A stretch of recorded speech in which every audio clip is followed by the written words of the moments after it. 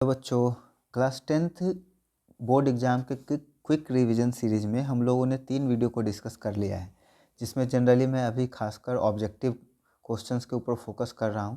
जैसे ही ऑब्जेक्टिव ख़त्म हो जाता है, आज रात तक देर रात तक हो जाएगी, क्योंकि आसपास में माहौल शांत भी हो गया है, तो मैं कंटिन्यूसली वीडियो बनाते ही जाऊँगा। जैसे ही वीडियो बन रही है मैं अपलोड भी करते जा रहा हूँ, क्योंकि आपके पास समय ज़्यादा नहीं है। तो इसी वजह से मैं सोच रहा हूँ कि आज अगर पॉसिबल होता है तो पूरा ऑब्जेक्टिव मैं क्लियर कर दूँ। तो आज हम लोग अब डिस्कस करने वाले हैं 4 नंबर वीडियो का, जिसमें आपका 2018 से आगे कंटिन्यू वीडियो होगा। ठीक है, तो चलिए वीडियो शुरू करते हैं।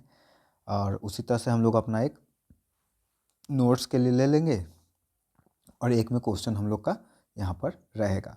ठीक है, तो 2018 में आप देख सकते हैं यहाँ पे आपका एक एक नंबर का 40 क्वेश्चन है शायद ऑब्जेक्टिव।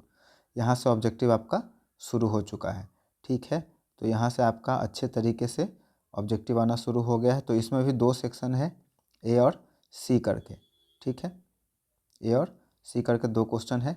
लॉन्ग आंसर क्वेश्चन को हम लोग अभी डिस्कस नहीं करने वाले हैं, हम लोग अभी शॉर्ट को ही डिस्कस करेंगे। पेन पे आ जाते हैं, तो चलिए देखते हैं। उसके बाद फिर 19 आ जाएगा, 19 के बाद हम लोग का 20 आ जाएगा ना। तो 18 का क्वेश्चन हम लोग डिस्कस कर लेंगे। अभी 17 तक हो चुका था। यहाँ पे सबसे पहले ऑब्जेक्टिव ही आ गया है, तो हम लोग इसको करना शुरू करते हैं। ठीक है, तो पहला क्वेश्चन जैसा कि आप देख पा रहे हैं 2018 में यहाँ पे पूछ रहा है, दंत विशेषज्ञ किस दर्पण का उपयोग मरीजों के दांतों का प्रतिबिंब, बड़ा प्रतिबिंब देखने के लिए करते हैं। तो बड़ा प्रतिबिंब हमेशा बनाएगा कौन? आपको पता है समतल दर्पण सेम साइज का बनाता है, आंसर ये नहीं होगा। ठीक है, अवतल दर्पण बड़ा बनाता है, तो हमेशा अवतल दर्पण का यूज होगा। कौन सा लेंस अपसारी लेंस कहलाता है? देखिए, लेंस हो, मिरर हो, उसमें अपसारी और अभिसारी, अपसारी और अभिसारी 2 कॉन्सेप्ट आपका यूज होता है। ठीक है, अब इसमें होता क्या है, जैसे एक देखिए ये हो गया आपका मिरर। ठीक है, ये आपका मिरर हो गया। जब इसमें पैरेलल लाइंस आता है, तो आने के बाद सब क्या होता है, एक कॉमन पॉइंट जिसको हम लोग फोकस कहते हैं, वहाँ से या तो पूरे पूरे अच्छे से गुजरता है या फिर गुजरता हुआ फील होता है। इसी को हम लोग क्या कहते हैं, प्रोसेस को कहते हैं हम लोग कन्वर्जिंग। ठीक है, और एक में क्या होता है, जब उत्तल दर्पण पे आता है तो दूर भागता है। ठीक है, दूर भागता है, इस तरह से दूर भागता है, और इसको हम लोग कहते हैं डाइवर्जिंग। डाइवर्जिंग मिरर और कन्वर्जिंग मिरर। तो अपसारी और अभिसारी इसी का, कन्वर्जिंग और डाइवर्जिंग का हिंदी नाम है। ठीक है, तो अपसारी किसको बोलेंगे? वैसा मिरर जिसके एक कॉमन पॉइंट पर आकर के मिलता हुआ फील होता है। तो कन्वर्जिंग को हम लोग कहते हैं अपसारी और कन्वर्जिंग को कहते हैं अभिसारी। ठीक है, तो अपसारी में हम लोग का हो जाएगा अवतल लेंस और अवतल एवं उत्तल दोनों लेंस नहीं। ठीक है, दोनों तो अभिसारी नहीं हो सकता है। देखिए, मिरर का बात करें तो हम लोग का कॉनकेव मिरर अपसारी होगा। ठीक है, कॉनकेव मिरर अपसारी होगा, मतलब कॉनकेव मिरर और कॉन्वेक्स लेंस, कॉन्वेक्स लेंस अपसारी होगा। तो यहाँ पे बात कर रहा है कि कौन सा लेंस। ठीक है, तो लेंस जो होता है हम लोग का, इसको हम लोग बोलते हैं अवतल दर्पण, तो उत्तल लेंस हो जाएगा। तो अवतल लेंस नहीं होगा, उत्तल लेंस हो जाएगा। ठीक है, हम लोग का उत्तल लेंस हो जाएगा।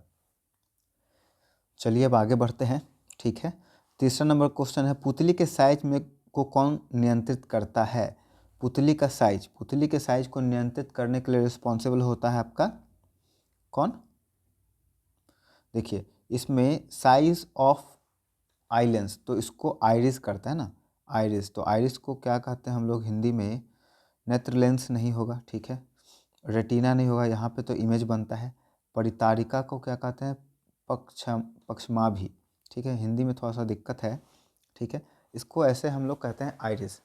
आइरिस क्या करता है? कंट्रोल करता है। अब इसमें से जो हो दोनों में से, है ना, तो मुझे लगता है परितारिका, परितारिका होगा मेरे ख्याल से। हिंदी हमको थोड़ा सा इसमें डाउट है, थोड़ा सा आप देख लीजिएगा खुद से। ठीक है, आइरिस को ऐसे कहते हैं हम लोग। किस दृष्टि दोष को अवतल और उत्तल दोनों से बने द्विफोकसी द्वारा संशोधित किया जाता है। तो देखिए डिजीज ऑफ आई,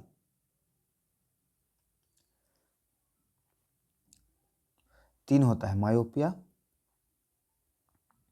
हाइपरमेट्रोपिया,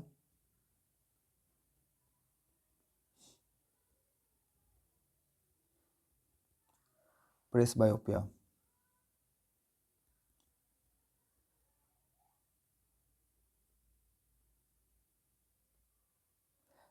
इसको कहते हैं निकट दृष्टि दोष,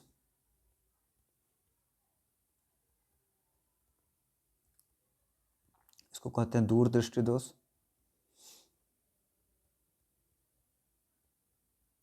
और ये ओल्ड एज में होता है ना।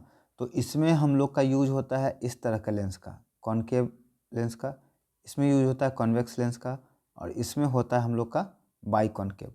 ठीक है, तो प्रेस बायोपिया का ये बात पूछ रहा है, तो इसको हम लोग कहते हैं जरा दृष्टि दोष, इसको हम लोग कहते हैं जरा दृष्टि दोष। तो हम लोग का 4 का आंसर हो जाएगा सी, जरा दृष्टि दोष। मोतियाबिंद में तो कैटरैक्ट इसको कहते हैं, इसमें आई का वही चेंज होता है हम लोग का। ठीक है, हम लोग नेक्स्ट क्वेश्चन पे मूव करते हैं। 5 नंबर क्वेश्चन है, एक प्रयोग में अवतल दर्पण द्वारा किसी बिंब का प्रतिबिंब एक पर्दे पर प्राप्त किया जाता है। दर्पण की फोकस दूरी को निर्धारित करने के लिए प्रयोगकर्ता को मापने की ज़रूरत है, क्या वो मापेगा? ठीक है, कह रहा है, फिर से क्वेश्चन को पढ़ करके हम लोग समझते हैं कि एक प्रयोग हुआ, उसमें अवतल दर्पण द्वारा किसी बिंब का प्रतिबिंब एक पर्दे पर प्राप्त किया गया। ठीक है, मिरर से इमेज का दूरी का कोई आइडिया नहीं है। दर्पण की फोकस दूरी को निर्धारित करने के लिए प्रयोगकर्ता को मापने की दूरी है, क्या नापेगा? दर्पण और पर्दा के बीच की दूरी को नाप करके यहाँ से भी निकलेगा, तो ये तो नहीं होगा। ठीक है, दर्पण एवं बिंब के बीच की दूरी को, ठीक है, बिंब, ये भी नहीं होगा, ये और भी दोनों, ये भी नहीं होगा, इसका डी होगा, है ना। यहाँ से किसी भी तरीक़ा से फोकस नहीं निकाला जा सकता है। फोकस निकालने के लिए उसको चाहिए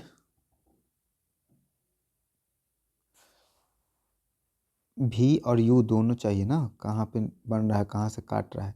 एक प्रयोग में अवतल दर्पण द्वारा किसी बिंब का प्रतिबिंब एक पर्दे पर प्राप्त किया जाता है। दर्पण की फोकस दूरी को निर्धारित करने के लिए प्रयोगकर्ता को मापने की जरूरत है। इसमें थोड़ा सा कन्फ्यूजन है, लेकिन मेरे ख्याल से यहाँ पे कोई सफिशियंट आंसर नहीं है। शब्दकोश के छोटे अक्षरों को पढ़ने के लिए किस लेंस का उपयोग करेंगे? हम लोग उत्तल लेंस का यूज करेंगे, है ना। 50 सेंटीमीटर फोकस दूरी वाले अवतल।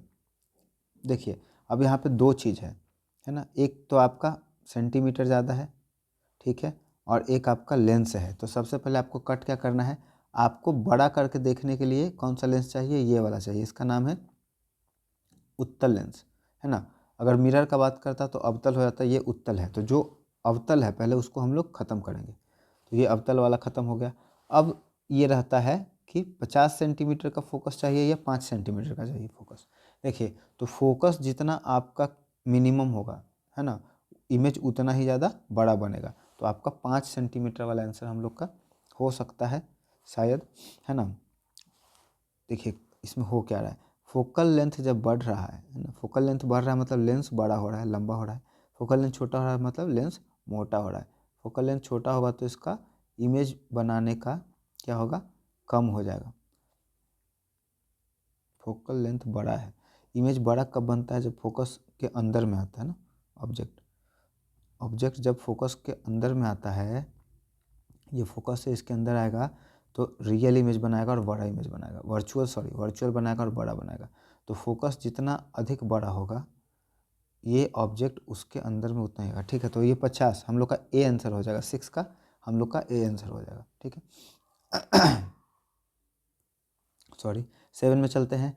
निम्नलिखित में से कौन विद्युत विभवांतर का एसआई मात्रक है? विभवांतर हम लोग पहले ही देख चुके हैं, वोल्ट होता है, 7 का ए हो जाएगा आपका। ठीक है, उसके बाद सी नहीं होगा इसमें। लघुपतन, शॉर्ट सर्किट के समय परिपथ में विद्युत धारा का मान क्या हो जाता है? बहुत अधिक बढ़ जाता है। इसमें 8 का हम लोग का हो जाएगा सी, बहुत अधिक बढ़ जाता है। पश्चिम की ओर प्रक्षेपित कोई धनावेशित कण अल्फा कण किसी चुंबकीय क्षेत्र में उत्तर दिशा की ओर विक्षिप्त हो जाती है। चुंबकीय क्षेत्र की दिशा क्या है? मैग्नेटिक फील्ड पूछ रहा है।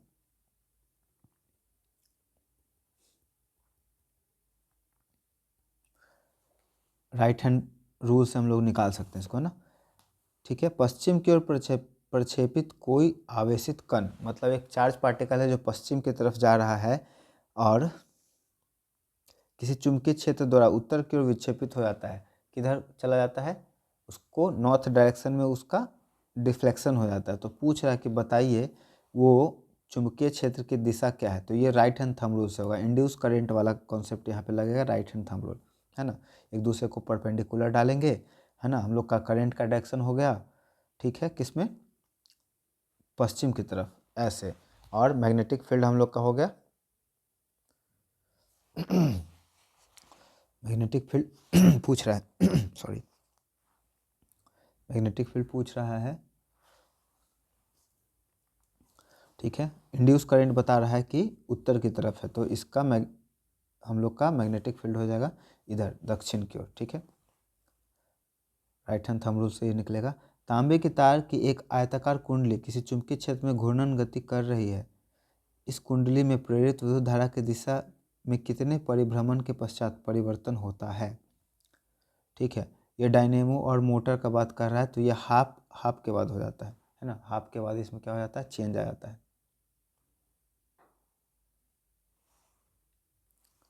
किसी विद्युत धारावाही सीधी लंबी परिनालिका के भीतर चुंबकीय क्षेत्र सबसे मैक्सिमम होता है। किसी धारावाही लंबी परिनालिका सभी बिंदुओं पर समान होता है। ये बहुत इंपॉर्टेंट क्वेश्चन है। एक सोलेनॉइड के अंदर इलेक्ट्रिसिटी का वैल्यू हर जगह पे क्या होता है, सेम होता है ना। आपका हर जगह पे क्या होता है, सेम होता है।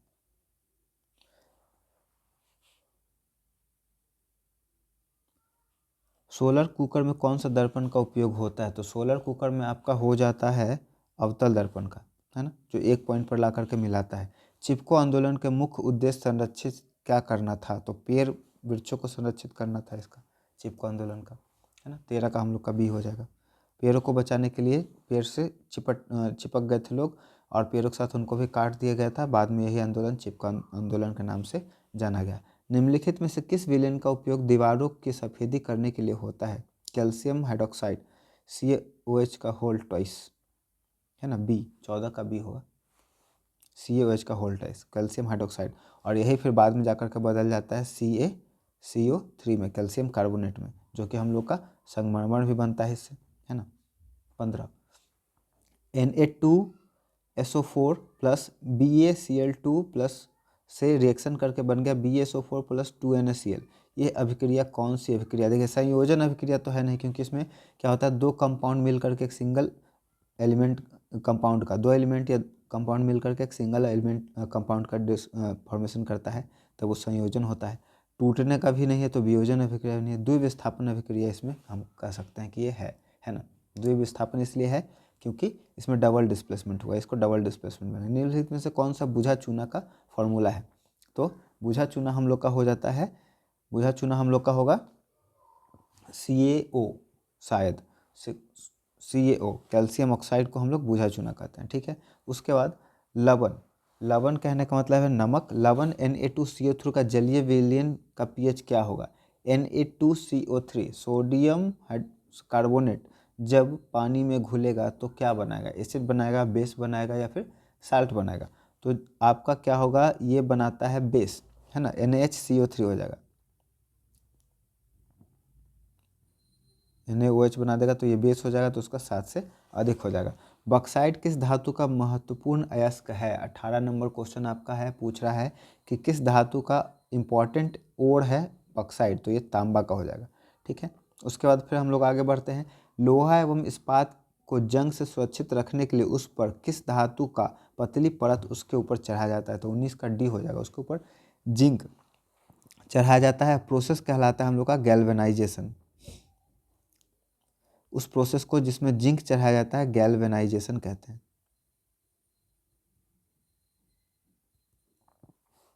ठीक है। 20 किस रासायनिक यौगिक को गर्म करने पर प्लास्टर ऑफ पेरिस बनता है। तो उस जिप्सम को गर्म करने पर प्लास्टर ऑफ पेरिस बनता है, ठीक है। जिप्सम का फॉर्मूला आपका देखिए, प्लास्टर ऑफ पेरिस का फॉर्मूला और जिप्सम का भी फॉर्मूला आपसे पूछता है, तो दोनों याद होना चाहिए। CaSO4 इंटू हाफ H2O, और एक में हो जाता है CaSO4 इंटू 2H2O, ठीक है। एक जिप्सम का फॉर्मूला है, एक प्लास्टर ऑफ पेरिस का है। अब कौन जिप्सम का है, कौन प्लास्टर ऑफ पेरिस का है, आप खोज करके कमेंट बॉक्स में कमेंट कर दें मुझे, है ना। प्रोपेन में उपस्थित कार्यात्मक समूह क्या है? Propanone, known. देखिए तो यहाँ पे तो आपको मैंने बताया था कि अगर कार्बन का कंपाउंड 3 है, कार्बन एलिमेंट 3 है, तो मेथ इथ प्रोप हो जाएगा, ठीक है। यहाँ से आ गया प्रोप। और नोन, NONE, ये फंक्शनल ग्रुप का सफिक्स है। तो कीटोन, ओन, ठीक है, यहाँ पे ये ओन लगा है तो किसका है? कीटोन का, कीटोन का। और कीटोन का फॉर्मूला होता है CO, ठीक है।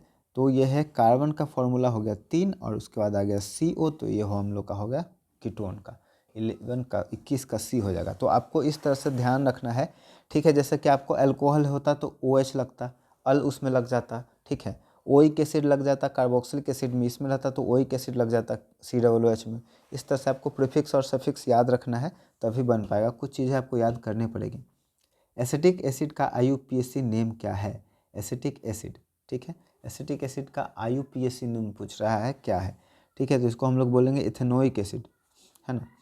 विद्युत अपघटनी परिष्करण में अशुद्ध धातु को बनाया जाता है, ठीक है।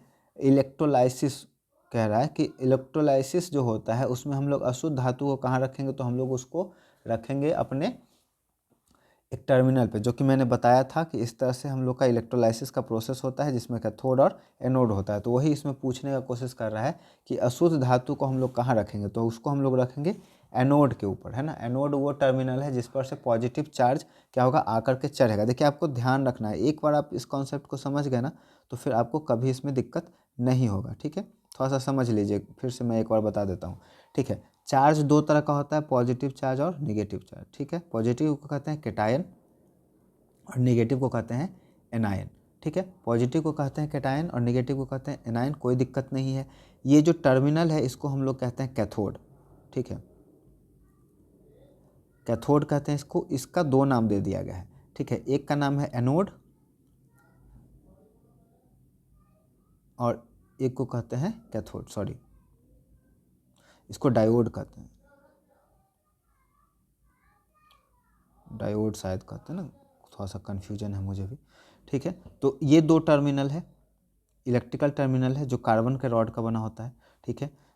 चार्ज पॉजिटिव है, निगेटिव है। अब हम लोग क्या पढ़ रहे हैं कि पॉजिटिव चार्ज के पास जब लेके जाएंगे तो दूर जाएगा, निगेटिव चार्ज के पास लेके जाएंगे तो दूर जाएगा। मतलब सेम चार्ज एक दूसरे से दूर जाता है। और अगर अपोजिट चार्ज हम लोग लेके जाएं, ठीक है, निगेटिव रहेगा और पॉजिटिव रहेगा। जब अपोजिट चार्ज रहेगा तो एक दूसरे की तरफ अट्रैक्ट होगा। ये सब बेसिक चीज़ है जो आपको पता होगी, ठीक है। अब समझना आपको है कि इसमें होता क्या है।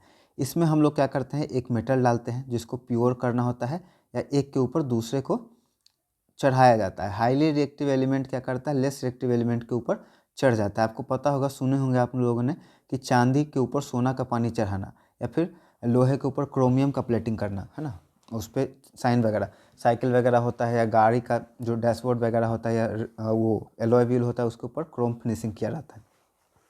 तो इस तरह से होता है। तो ये दोनों क्या है, एक जो होता है मेटल का होता है बना हुआ, और एक जो होता है, तो इस तरह से ये काफ़ी यूजफुल चीज़ है जो यूज में आता है लाइफ में, ठीक है। तो इसमें सॉल्यूशन डाला जाता है H2SO4 को, पिछले वीडियो में मैंने बताया था।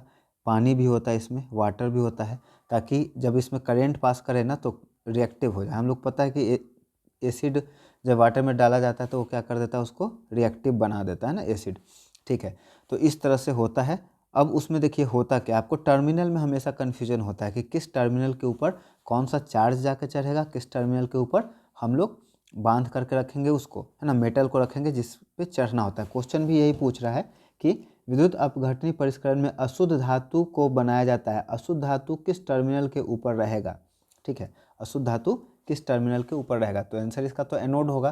लेकिन एनोड ही क्यों होगा, इसके लिए चलिए मैं थोड़ा सा आपको ब्रीफिंग कर देता हूँ, ठीक है। तो ये दो प्लेट है, कार्बन प्लेट है जिसमें इलेक्ट्रोलाइसिस में होता था। यहाँ पे आपका एक मेटल प्लेट रहेगा इम्प्योर, जो मेल्ट करेगा और मेल्ट कर करके दूसरे मेटल के ऊपर, प्योर मेटल के ऊपर चढ़ेगा, ठीक है, प्योर मेटल के ऊपर चढ़ेगा, ठीक है। अब देखिए, ये आपका मान लीजिए कि यहाँ पे जब भी आपका मेल्ट करेगा तो दो चीज़ होगा, चार्ज है ना। हमेशा क्या होता है, इलेक्ट्रॉन कहीं क्या होता है, फ्लो होता है। तो एक में से आपका क्या होगा, ये पिघलना मान करके चलिए कि ये हम लोग का कैथोड है और ये एनोड है। तो एनोड के ऊपर डाला जाता है उसको, जिसके ऊपर चढ़ाना होता है एक लेयर दूसरे लेयर का, ठीक है।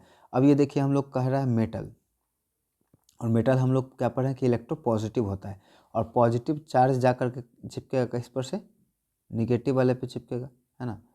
पॉजिटिव चार्ज जा कर के किस पे चिपकेगा, निगेटिव पे चिपकेगा, ऐसा मान करके चलते हैं। और निगेटिव टर्मिनल हम लोगों को क्या कहलाएगा, एनोड कहलाएगा, ठीक है। तो यहाँ से आप थोड़ा सा इसको क्लियर कर सकते हैं।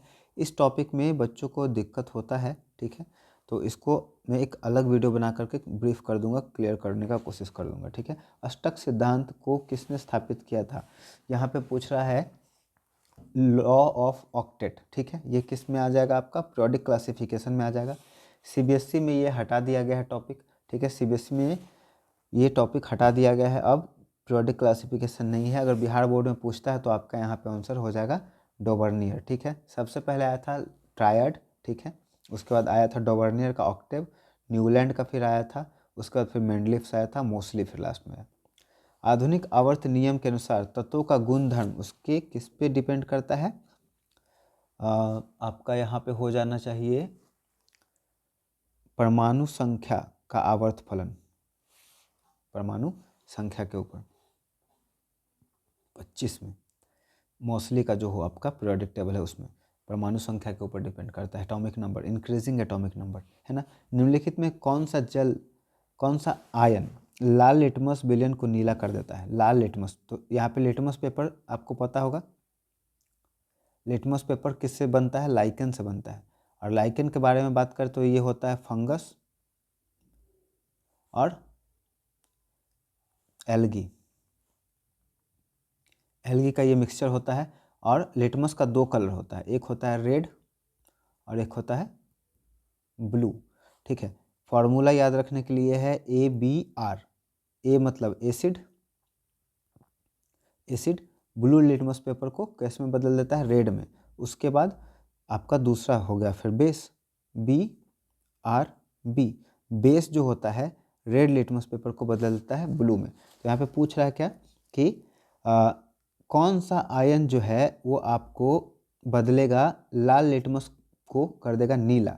तो देखिए दो आयन होता है, एसिड जो होता है, एसिड में निकलता है आयन हाइड्रोनियम आयन पॉजिटिव, और बेस में निकलता है हाइड्रोक्साइड आयन, ठीक है, बेस में निकलता है हाइड्रोक्साइड आयन। तो यहाँ पे लाल को करना है क्या, रेड को करना है ब्लू, तो वो बेस होगा तो हाइड्रोक्साइड आयन हम लोग का हो जाएगा, ठीक है। ये हो जाएगा 26 का बी। पाइप में जाइलम उत्तरदायी है, पाइप में या पादप में, यहाँ पे पाइप नहीं होगा पादप हो जाएगा, पाइप पादप मतलब प्लांट में, जाइलम से जाता है जल, ठीक है, जाइलम से जाता है जल। पिछले वीडियो में हम लोगों ने डिस्कशन कर दिया था इसका। निम्नलिखित में से किसी कोशिका का ऊर्जा मुद्रा, एनर्जी करेंसी, एनर्जी करेंसी को कहा जाता है ATP को। ATP का फुल फॉर्म अगर पूछ दे आपसे तो हो जाएगा एडिनोसाइन T फॉर ट्राई और P for phosphate, adenosine triphosphate, ठीक है, ये आपका ATP का फुल फॉर्म हो जाएगा। पत्तियों में गैसों का आदान प्रदान किसके द्वारा होता है, तो यहाँ पे एक रंध्र है जिसको हम लोग कहते हैं स्टोमाटा, स्टोमाटा से क्या होता है, एक्सचेंज ऑफ गैसेस होता है। हृदय में रक्त रुधिर को संपूर्ण शरीर में पंप किया जाता है किसके द्वारा, तो इसमें ब्लड को एक जगह से दूसरी जगह भेजने के लिए इसमें दिल होता है, हार्ट होता है, तो हार्ट को तो हिंदी में हम लोग हृदय कहते हैं, है ना। तो 30 का मुझे लगता है कि इसमें शरीर हृदय से, अच्छा हृदय से दे रखा है, हृदय से रक्त को संपूर्ण शरीर में पंप किया जाता है। तो देखिए 3 तरह का होता है, एक होता है आर्टरीज, आर्टरीज, दूसरा होता है कैपिलरी और तीसरा होता है वेन, ठीक है। तो पूरे बॉडी में ब्लड भेजने का काम आर्टरी करता है, ठीक है। तो आर्टरी को अगर यहाँ पर देख सकते हैं कि किस नाम से कह रहा है, तो फेफड़ा तो होगा नहीं, आलिंद और नीलय, तो जो आर्टरी होगा आपका इन दोनों में से जिसको आर्टरी कहते हैं वही आपका ऑप्शन होगा, ठीक है। आप इसको देख लीजिएगा खुद से। कौन सा पादप हार्मोन पत्तियों के मुरझाने के लिए उत्तरदायी है, तो उसके लिए आपका हो जाएगा कौन, साइटोकाइनिन से तो नहीं होता, एब्सिक्सिक एसिड होना चाहिए इसका 31 का। ऑक्सीन तो आपका ग्रोथ रेगुलेटरी है, abscisic acid, cytokinin, gibberellin. Cytokinin cell division जहाँ होता है वहाँ पाया जाता है, ठीक है। गिबरलिन साइटोकाइनिन सेल डिवीजन के पास, ऑक्सीन तो ग्रोथ रेगुलेटरी है, cytokinin cell division, abscisic acid ही हो जाएगा, ठीक है। जड़ का अधोगामी वृद्धि है, गुरुत्वानुवर्तन, जलवायु अनुवर्तन, सन्निवर्तन, प्रकाश अनुवर्तन। जड़ ग्रेविटी के तरफ जाता है, तो इसका हो जाएगा 32 का बी हो जाएगा, ठीक है। Positively geotropic. पॉन्स मेडुला और अनुमस्तिष्क किसका भाग है, पॉन्स मेडुला ओब्लंगाटा और अनुमस्तिष्क भाग है अग्रिम मस्तिष्क का, पश्च मस्तिष्क का, मध्य मस्तिष्क का, प्रम मस्तिष्क का। ब्रेन के पार्ट का ये बात कर रहा है, ब्रेन का 3 पार्ट होता है, फोर ब्रेन, मिड ब्रेन और हिंड ब्रेन, तो ये हिंड ब्रेन का होगा, पास मस्तिष्क का हो जाएगा, ठीक है। निम्नलिखित में कौन सी अनैच्छिक क्रिया नहीं है, अनैच्छिक क्रिया नहीं है, नहीं पूछ रहा है, ठीक है। जब भी आपको नहीं वाला दे देना, अनैच्छिक, अनैच्छिक मतलब बिना अपनी इच्छा से, मतलब इनवॉलेंट्री एक्शन, तो उल्टी करना अनैच्छिक है, हम लोग इसको कंट्रोल नहीं करते हैं। लार आना भी अनैच्छिक है, हृदय का धड़कना भी अनैच्छिक है, तो हम लोग का चबाना राइट ऑप्शन हो जाएगा, चबाना, ठीक है। अलैंगिक जनन मुकुलन के द्वारा होता है ईस्ट में, तो ये भी रिपीटेड क्वेश्चन है आपका, ये रिपीटेड क्वेश्चन है, मुकुलन में अलैंगिक जनन होता है। शुक्राणु का निर्माण होता है वृषण में, ठीक है। उसके बाद पुष्प का कौन सा भाग फल बनाता है, देखिए तो फ्लावर जब मैं अपने क्लास में पढ़ाता हूँ तो फ्लावर में मैं बताता हूँ 2 पार्ट होता है, एक होता है ओवरी और एक होता है ओव्यूल। ओवरी से बनता है फ्रूट और ओव्यूल से बनता है सीड, ठीक है। फ्लावर जब डेवलप करता है फर्टिलाइजेशन के बाद, तो ओवरी बन जाता है फ्रूट और ओव्यूल बन जाता है सीड। तो यहाँ पे पूछ रहा है कि पुष्प में कौन सा भाग फल बनाता है, ठीक है। तो फल बनाने के लिए हिंदी में इसको क्या कहेंगे, ओव्यूल को शायद अंडाशय कहते हैं, ठीक है। पराग कोष तो नहीं होगा, पराग कोष आपका नहीं होगा, ठीक है। तो वर्तिका अंडाशय ही होगा। लिंग गुणसूत्र का पूर्ण जोड़ा पाया जाता है, पुरुष में, स्त्री में, दोनों में, स्त्री पुरुष दोनों में हो जाएगा ये। पूर्ण बच्चा जब होता है, स्पर्म और ओवम जब बनता है, तो उसमें हाफ हाफ होता है, मेल फीमेल में दोनों में फुल फुल पाया जाता है ना।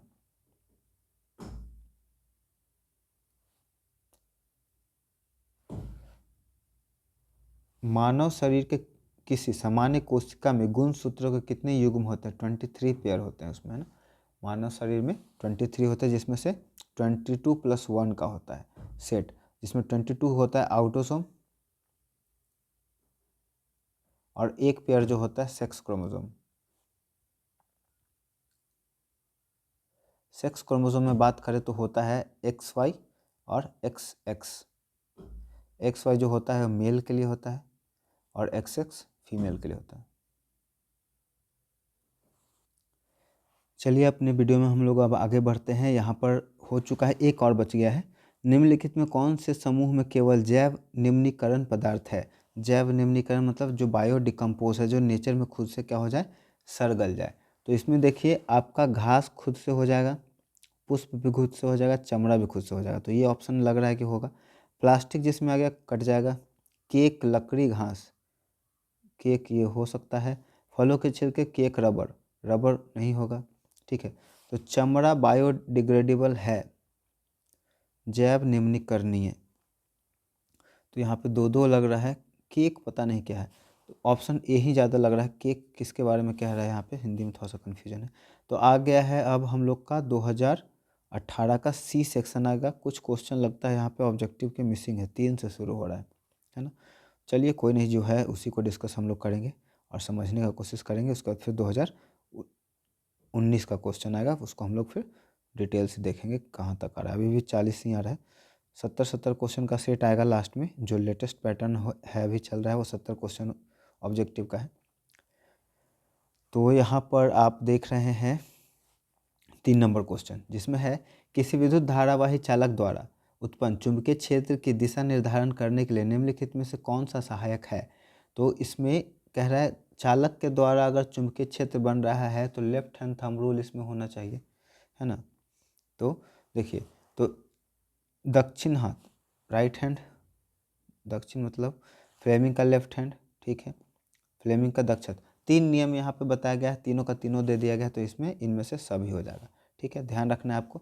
राइट हैंड थंब रूल भी है, आप थंब निकालिए करंट का डायरेक्शन में और बाकी जो 4 उंगली बचा है उसको कॉइल करिए, वो मैग्नेटिक फील्ड का डायरेक्शन बताता है, ठीक है। तो मैग्नेटिक फील्ड का डायरेक्शन हम लोग तीनों से निकाल सकते हैं।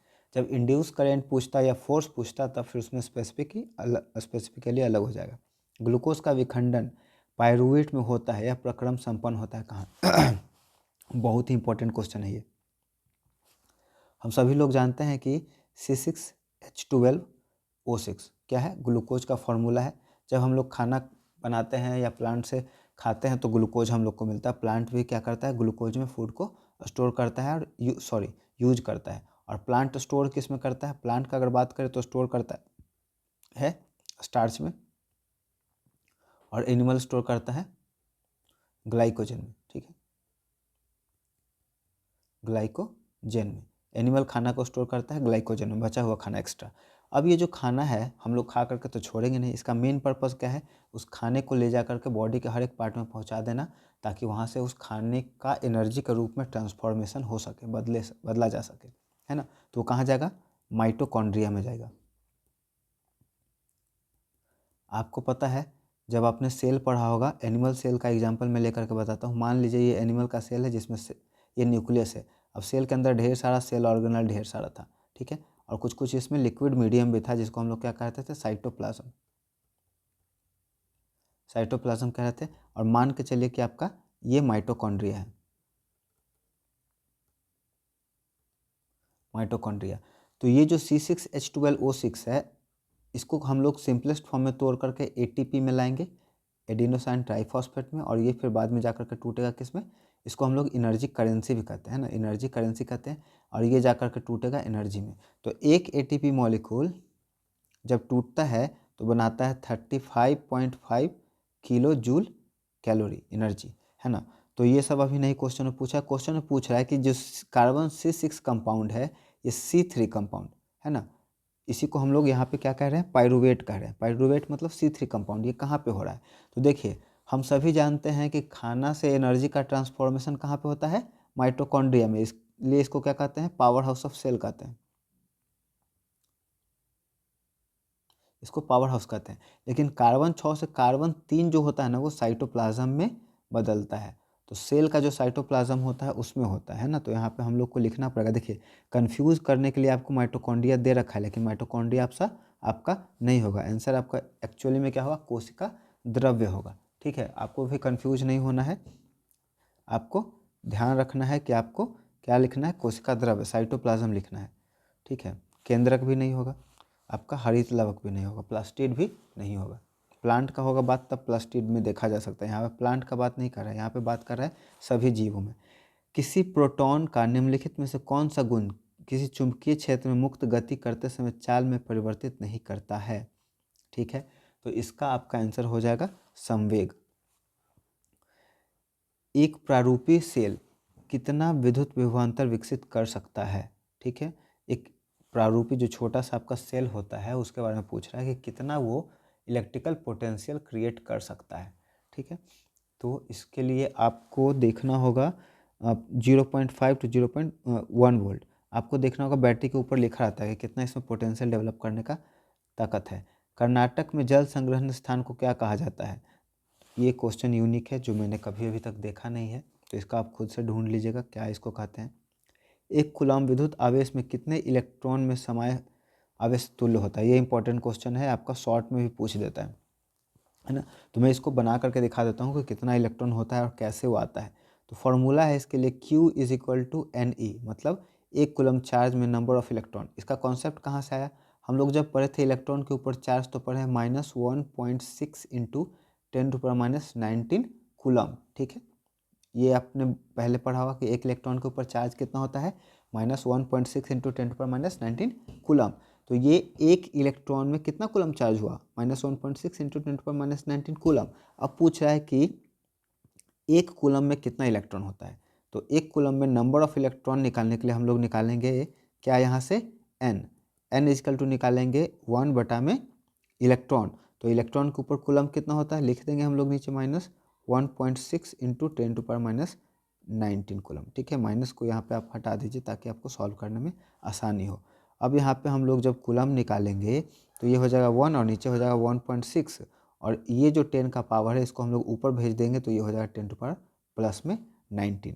यहाँ से पॉइंट जब हटाएंगे तो ये पॉइंट ऊपर चला जाएगा, है ना। पॉइंट हटाते हैं तो हम लोग जानते हैं क्या हो जाता है, नीचे की तरफ आ जाता है, उसके बदले में 10। ठीक है, 10, तो 10 यहाँ से फिर क्या हो जाएगा, ऊपर चला जाएगा ना, रिवर्स इसका हो जाता है, इन्वर्स, तो ऊपर चला गया। अब इसको हम लोग काटते हैं, काटेंगे तो ऊपर हो जाएगा 5 और नीचे हो जाएगा 8, 5 बटा में 8 गुने 10⁻19। अब ये कट नहीं सकता है, नीचे बड़ा है ऊपर छोटा है। ठीक है, जब नीचे बड़ा है ऊपर छोटा है तो हम लोग क्या करेंगे, इसको पॉइंट में बदलेंगे।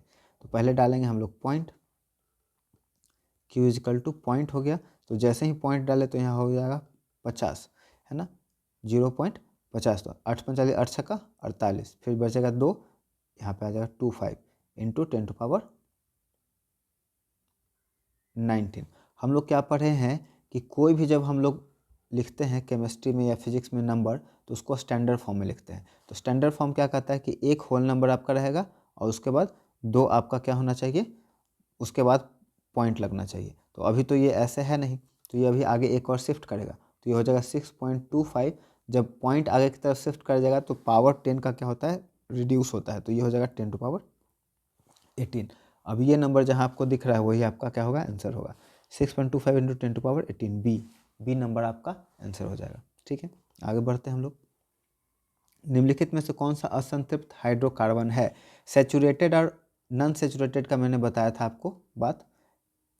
सेचुरेटेड कार्बन कंपाउंड किसको बोलेंगे, जिसमें सिंगल बॉन्ड है, और अनसेचुरेटेड किसको बोलेंगे, जिसमें डबल और ट्रिपल बॉन्ड है। ठीक है, तो जहाँ जहाँ एन लगा हुआ है, एन वो क्या है, सेचुरेटेड है, और इन और आइन वाला आपका नॉन सेचुरेटेड या अनसेचुरेटेड हो जाएगा।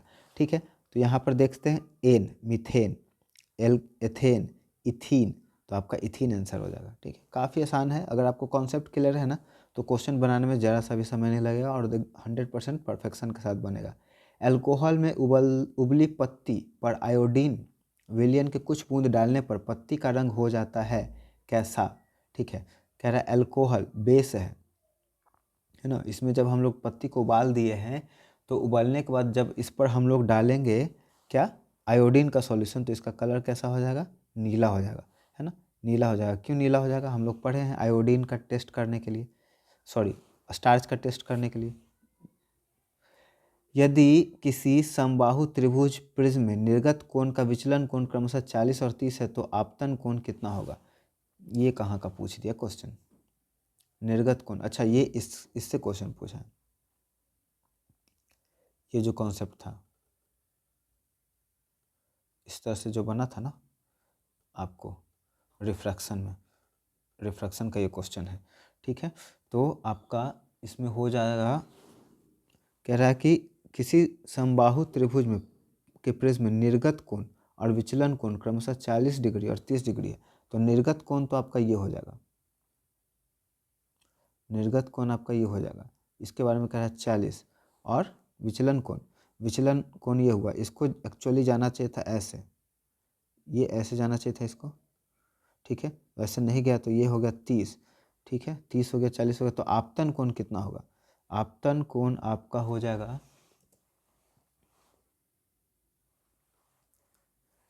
आपतन कोण आपका हो जाएगा 50।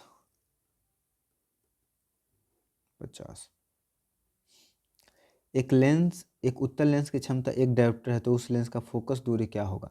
फोकस इजकल टू होता है 1/f। ठीक है, focus equal to sorry power equal to 1/f। तो यहाँ पे कह रहा है कि एक उत्तल लेंस की क्षमता एक डायोप्टर है तो उस लेंस की फोकस दूरी क्या हो जाएगी। तो देखिए मैंने क्या बोला था कि पावर का ऐसा यूनिट डायोप्टर होता है और पावर को हम लोग डिनोट करते हैं किसमें, मीटर में।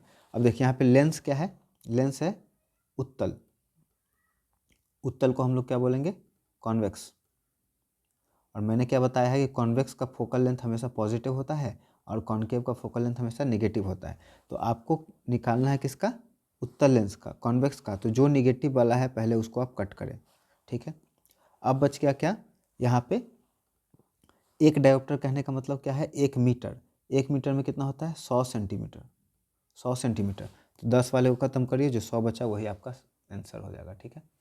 इस तरह से आप क्वेश्चन को डील करेंगे। निम्नलिखित में से कौन सा वायरस संक्रमित रोग है, वायरस संक्रमित रोग एड्स, ठीक है, सिफिलिस और गोनोरिया, इसमें से कोई नहीं। तो एड्स होना चाहिए इसमें, ठीक है, एड्स वायरस से ही होता है। संक्रमित रोग का बात कर रहा है ना, निसोरिया गोनोरिया भी है लेकिन सिफिलिस नहीं है, तो वो पूरा नहीं हो जाएगा, एड्स होगा। पराग नालिका का बीजांड की ओर वृद्धि करना किस प्रकार के अनुवर्तन से संबंधित है, ठीक है, तो यह रसायन अनुवर्तन हो जाएगा, केमिकल से वो क्या होता है उसके तरफ मूव करता है। आगे देखते हैं, एड्रेनलिन हार्मोन स्रावित होता है कब, एड्रिनल ग्लैंड से, है ना।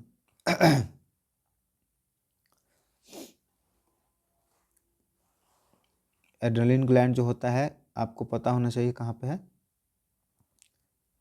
ये देखिए यहाँ पे होता है एड्रेनल ग्लैंड, ये हो गया किडनी, और किडनी के ऊपर इस तरह से एड्रेनल ग्लैंड होता है, तो अधिवृक्क यहाँ पे आपका हो जाएगा, ठीक है। आगे देखते हैं, एसिटिक एसिड का तनु विलयन, ठीक है, तनु मतलब डाइल्यूट, विलयन के बारे में कौन सा अवलोकन सत्य है, ठीक है। Acetic acid COOH acetic acid है और इसका तनु विलयन कह रहा है, मतलब इसमें पानी का क्या है, ज़्यादा है, अमाउंट ज़्यादा है और एसिड कम है। अवलोकन सत्य पूछ रहा है, यह सड़े अंडे सी गंध देती है, यह आपका पूरा पूरा प्रैक्टिकल का क्वेश्चन है ना। एक प्याज सी गंध देती है, सड़े मांस से गंध देती है, एक सिरका से गंध देती है, तो ये ऑप्शन आपका सही हो जाना चाहिए। जब लिटमस विलयन न तो अम्लीय होता है न क्षारीय होता है, नव तब, यहाँ पर नव नहीं तब होगा, तब इस विलयन का रंग होता है लिटमस विलयन लाल हरा पीला बैगनी, लाल हरा पीला बैगनी, लिटमस विलयन, लिटमस सॉल्यूशन का नेचुरल कलर पिंक। ये क्वेश्चन कन्फ्यूजन का है, थोड़ा सा आप इसको देख लीजिएगा। श्वसन के अंतिम उत्पाद हैं, जब बात करेंगे ह्यूमन का, तो पानी बनता है, H2O बनता है और CO2 बनता है और एनर्जी बनता है। एनर्जी अगर नहीं है तो ये गलत है, ये भी गलत है क्योंकि इसमें CO2 नहीं है, इसमें CO2 और एनर्जी है लेकिन वाटर नहीं है, तो हम लोग का D ऑप्शन सही होगा। आगे बढ़ते हैं, निम्नलिखित प्रकाश के रंगों में से किस रंग का अपवर्तनांक अधिकतम है, अपवर्तनांक रिफ्रैक्टिव इंडेक्स, तो बैगनी हो जाएगा, ठीक है, बैगनी सबसे ज़्यादा झुकता है। निम्नलिखित में कौन सा अधातु है, देखिए कार्बन अधातु है, सोडियम धातु है, एल्युमिनियम धातु है, कैल्शियम धातु है, तो ये सब गलत हो जाएगा और हम लोग का आंसर हो जाएगा 20 का ए। आगे चलते हैं, समजात अंगों का उदाहरण है, ठीक है, हमारा दांत, ये तो हो जाएगा आपका ये 21 का ए हो जाएगा, हमारा हाथ और कुत्ते का हाथ। समजात मतलब एनालोगस, होमोलोगस, होमोलोगस, होमोलोगस मतलब सेम ऑरिजिन डिफरेंट फंक्शन। हम लोग अपने हाथ से पकड़ने का काम करते हैं, कुत्ता लोग चलता है, तो ऑरिजिन तो सेम है लेकिन फंक्शन क्या है, अलग अलग है, तो ये समजात अंग हो जाएगा।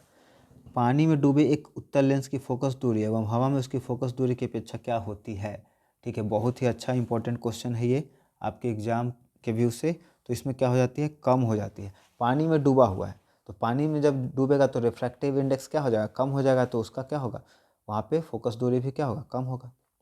जब CO2 गैस को पानी में घोला जाता है तब विलयन का pH वैल्यू क्या होता है, जब CO2 है पानी में, जब इसको डालेंगे तो क्या बनाएगा, वो हम लोग का बनाएगा, वो एसिड बनाएगा शायद, है ना।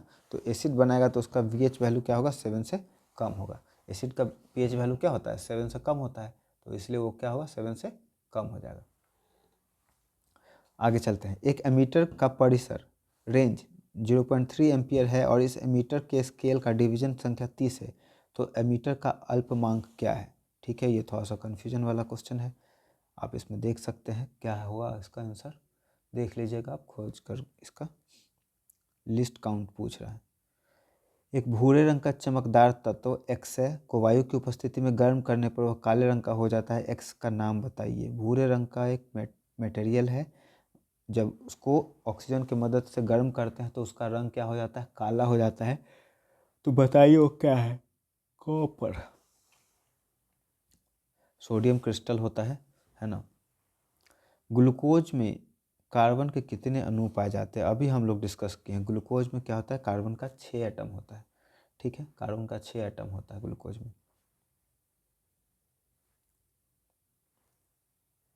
उसके बाद आगे चलते हैं। भ्रूण को माँ के रुधिर से ही पोषण मिलता है, इसके लिए एक विशेष संरचना होती है जिसे हम लोग प्लासेंटा कहते हैं, ठीक है, प्लासेंटा कहते हैं, 28 का सी। उसके बाद सामान्य दृष्टि के लिए वयस्क के लिए स्पष्ट सुसमान, ये 25 सेंटीमीटर। मिनिमम क्लियर विजन के लिए मिनिमम दूरी कितना होना चाहिए, 25 सेंटीमीटर, 29 का आपका सी हो जाएगा। विकास के आधार पर निम्नलिखित में से किसका शारीरिक अभिकल्प उत्तम है, जीवाणु, मकड़ी, मछली, चिंपैंजी, तो आपका 30 का डी होना चाहिए। सबसे हाईली इवॉल्व जानवर का बात कर रहे हैं। नीचे दी गई अभिक्रिया के संबंध में कौन सा कथन सही है, जिंक और कार्बन जब मिला तो जिंक से ऑक्सीजन हट करके कार्बन में जाकर जुड़ गया तो जिंक का रिडक्शन हुआ है, कार्बन का ऑक्सीडेशन हुआ है। एक तो ये हो सकता है, दूसरा डिस्प्लेसमेंट रिएक्शन हो सकता है, बहुत सारा चीज़ हो सकता है। देखते हैं, कार्बन उपचित हो रहा है, मतलब यहाँ पे और ऑक्सीडेशन और रिडक्शन का बात कर रहा है ना। तो हिंदी में तो थोड़ा सा कन्फ्यूजन है मुझे, लेकिन यहाँ पे पूरा पूरा सिंपल दिख रहा है कि कार्बन का रिडक्शन हुआ है क्योंकि यहाँ से ऑक्सीजन हटा है, सॉरी जिंक का, और कार्बन के साथ आकर के जुड़ गया तो इसका ऑक्सीडेशन हो गया, ठीक है। आपको इसी से रिलेटेड क्वेश्चन में आंसर करना है। कौन सी गैस उत्सर्जित होगी जब धातु जल के साथ अभिक्रिया करेगी, वाटर, जब वाटर के साथ मेटल जब रिएक्ट करता है तो हाइड्रोजन गैस रिलीज होता है ना। कहाँ गया हाइड्रोजन, खोजिए उसको, और यही आंसर आपका हो जाएगा 32 का सी। हमारे शरीर का पीएच परिसर 7 से 7.8 के बीच में होता है, 33 का B. Alkene alkane alkane and alkene in CnH2n, alkene CnH2n, 34 का ए, ठीक है। अगर आपको कन्फ्यूजन है तो पिछले वीडियो में मैंने बना दिया है, इसके बारे में डिटेल से बताया, आप देख सकते हैं, वहाँ से जाकर के 3 वीडियो अपलोड हो चुके हैं इसके। निम्नलिखित में से कौन सा ऊर्जा का नवीकरणीय स्रोत है, नवीकरणीय स्रोत में आप कह सकते हैं जैव मात्रा को, कोयला नहीं होगा, पेट्रोलियम नहीं होगा। निम्नलिखित में से कौन सा प्राकृतिक पारिस्थितिकी तंत्र है, जंगल हो सकता है, झील, तालाब तो नहीं होगा, है ना, तालाब नहीं होगा क्योंकि इसको आदमी खुद बनाता है। 36 में फसल का क्षेत्र भी नहीं होगा, झील हो सकता है, जंगल भी नहीं होगा।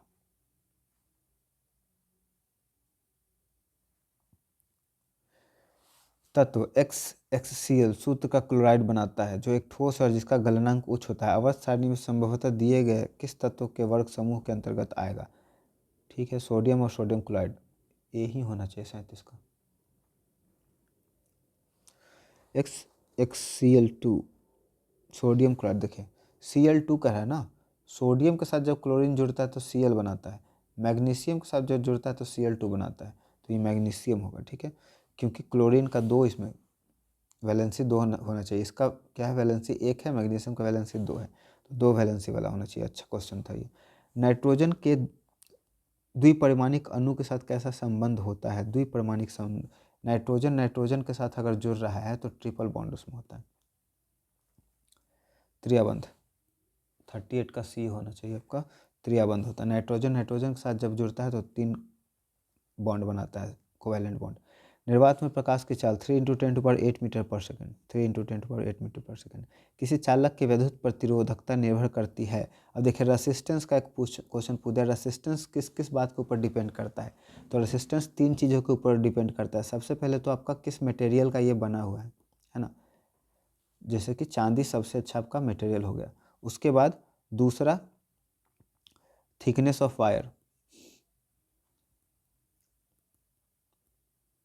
थिकनेस ऑफ वायर, वायर जितना ज़्यादा पतला होगा उसका रेसिस्टेंस उतना ही हाई होगा, और उसके बाद जितना मोटा होगा उतना थिकनेस क्या होगा, कम होगा। Area of cross section,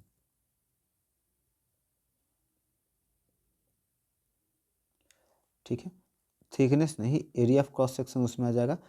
length of wire, length of wire, तार जितना ज़्यादा लंबा रहेगा उसका रेसिस्टेंस बढ़ते जाएगा, ठीक है।